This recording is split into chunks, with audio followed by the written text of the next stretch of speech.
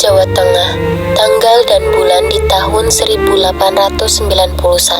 Hari itu Kartini kecil tidak bisa berhenti bersedih. Kedua orang tuanya yaitu Raden Mas Adipati Aryo Sostoningrat dan Mas Ajeng Ngasira menyampaikan sebuah berita yang membuatnya sangat terkejut.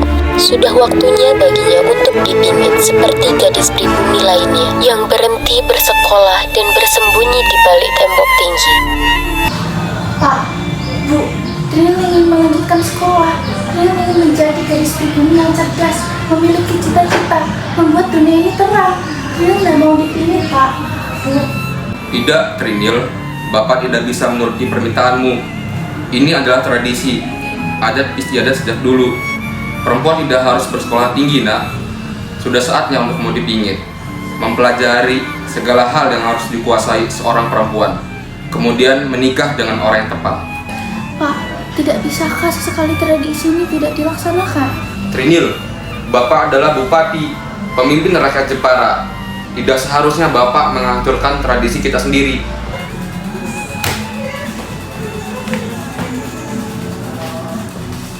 Bu, tidak mohon, Bu. Sudahlah, Trinil. Laksanakan apa yang sudah menjadi tradisi.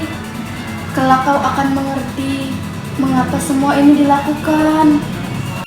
Kartini adalah anak perempuan tertua, maka ialah yang pertama kali merasakan bagaimana rasanya dipingit. Bagaimana ya rasanya dipingit? Entahlah Trinil, yang pasti kau tidak bebas berinteraksi dengan orang lain.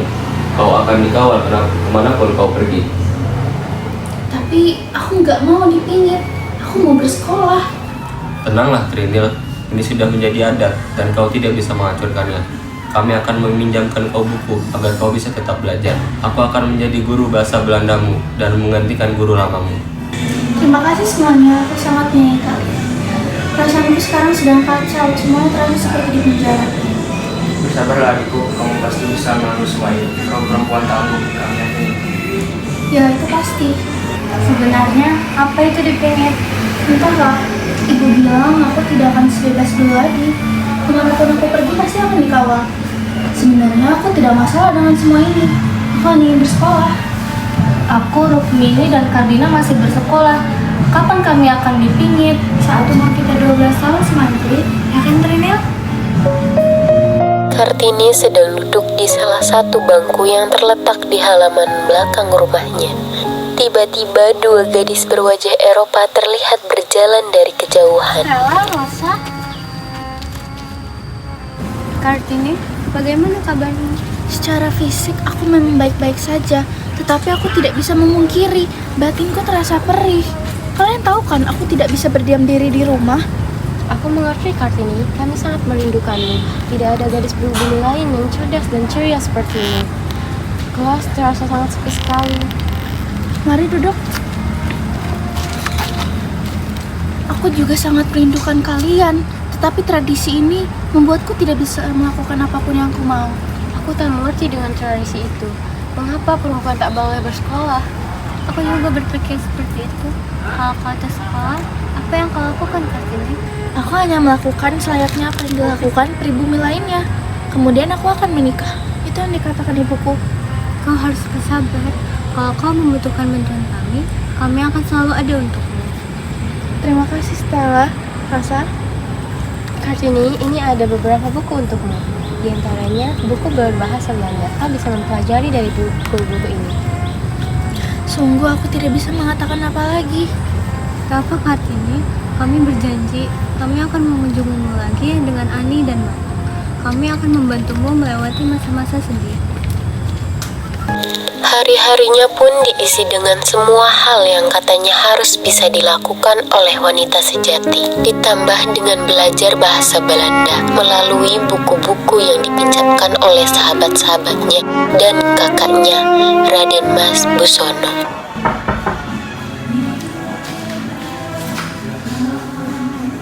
Sedang apa kalian di sini? Trinil, ayo kita pergi. Ayo kita pergi berkeliling Jepara. Kalian tahu kan, jika aku dipingit, aku harus pergi dengan pengawalan dan tidak mungkin aku bebas berinteraksi dengan seluruh masyarakat. Maka dari itu, jangan sampai kita ketahuan Bapak dan Ibu sedang pergi. Ayo, kita pergi, kami bertiga akan mengawalmu. Baiklah, tunggu ya, Pak di sini.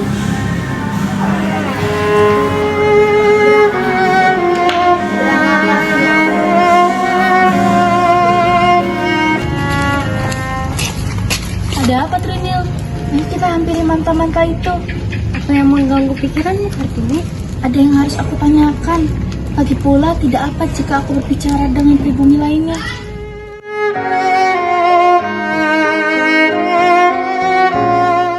Ayo kemari.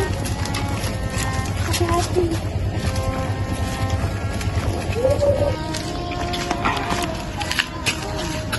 Tidak perlu. Apakah kalian putri-putri Adipati Arya Sosroningrat? Iya, bagaimana ibu bisa tahu? Tentu saja, beliau adalah Bupati Jepara. Kami beberapa kali sering melihat beliau bersama dengan kalian.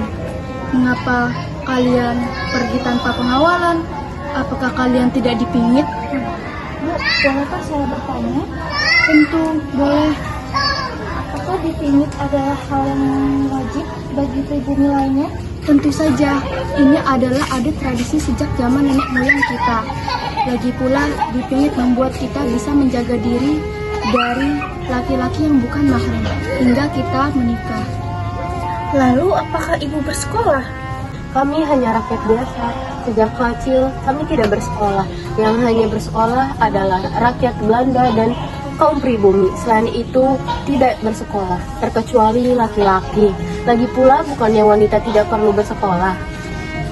Suatu saat mereka akan melakukan hal yang seharusnya dilakukan oleh wanita seperti kami. Rosa, dengan siapa kau di sini? Apa kau bersama sahabat-sahabat lain? Tidak Kartini. Aku bersama kedua orang tuaku. Benarkah? Kalau begitu aku ingin bertemu mereka. Sudah lama aku tidak bertemu Tuan dan Nyonya Abendanon.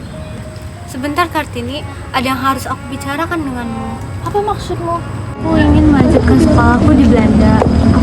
Aku ingin meraih cita-cita yang lebih tinggi. Bagaimana dengan Anisto dan Banko?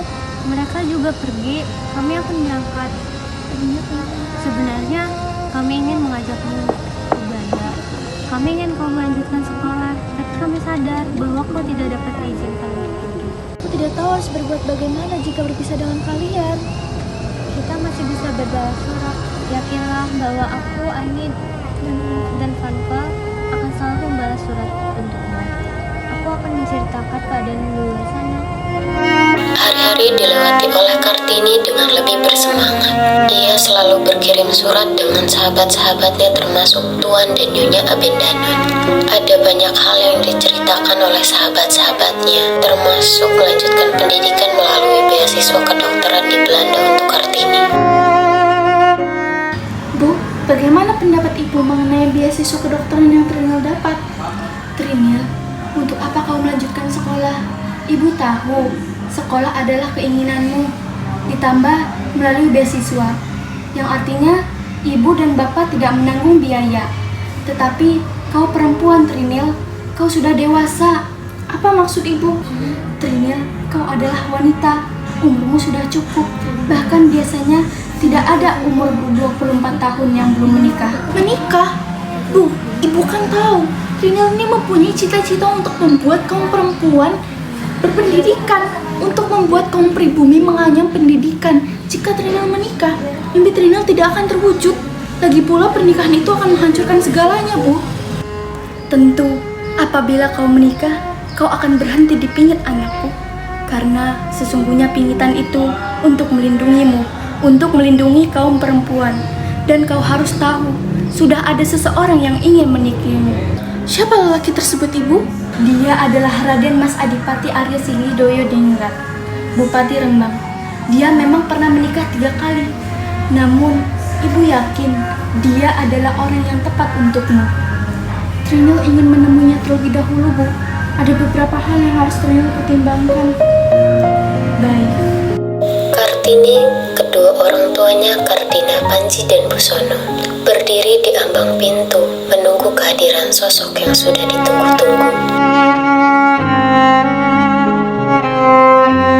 Jantung Kartini berdegup kencang, pikirannya kacau. ia masih belum siap. Bagaimana bila lelaki itu akan menghambat mimpinya?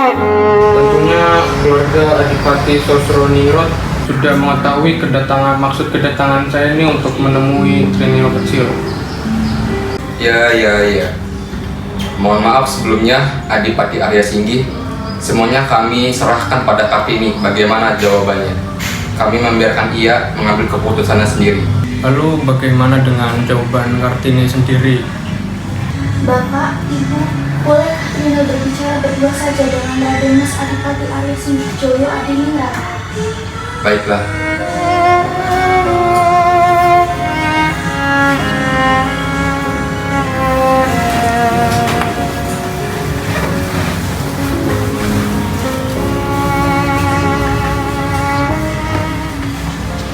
Ada beberapa hal yang ingin saya tanyakan, Raden.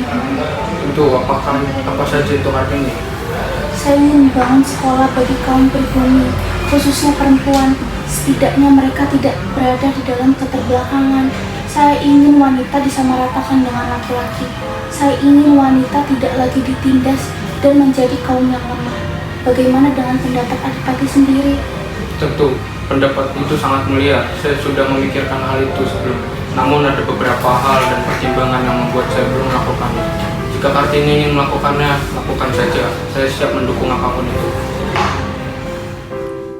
Setelah perjuangan panjang emansipasi wanita dan berbagai mimpi yang ia coba wujudkan, akhirnya ia menutup usia. Kelak berkat perjuangannya, masyarakat pribumi terutama wanita hidup lebih baik dan tak lagi ditindas. Seluruh rakyat pribumi dapat bersekolah, siapapun